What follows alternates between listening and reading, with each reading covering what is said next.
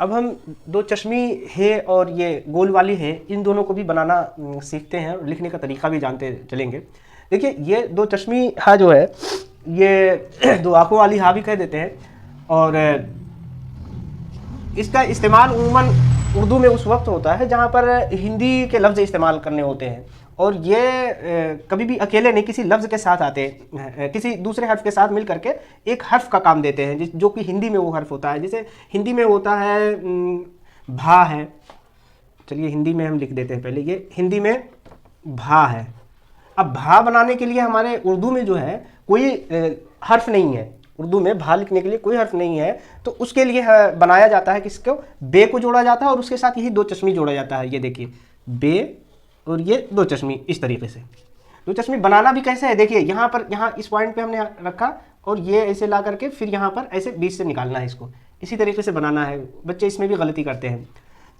और अब बनाने की बात याद आ गई, तो यहाँ पर एक बात और हम बता दें कि जब दो चश्मी अकेले है तो हमें ऐसे ही बनाना है, और अगर इसके साथ कोई हर्फ है, जैसे यहाँ पर बा जोड़ दिया है, तो यहाँ पर सिर्फ और सिर्फ क्या करते हैं, ये यहाँ पर एक लगा देना होता है, ये नुक्ता रख दिया तो ये बा हो गया।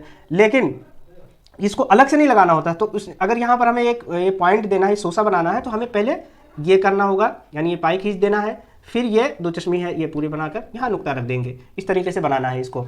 चलिए, तो ये एक मिसाल हमने ये बता दिया था कि भा के लिए, इसी तरह है भा है, फिर आपका था है,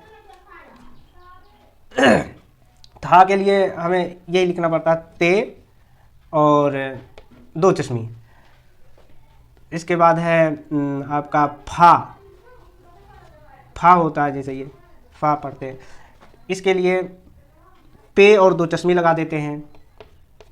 और इसी तरीके से इसके बाद ठा है, हिंदी का एक अक्षर है ठा, इसके लिए हमें क्या करना होता है, इसी दो चश्मी हमें टे बना देते हैं। और भी है खा है, जैसे तो ये बना देते हैं ऐसे, और झा है तो जीम, और इसी तरह छा भी बन जाता है। तो ये कुछ हमने मिसालें दिए हैं, और भी दो चार हैं जिनको हमने यहाँ छोड़ दिया है।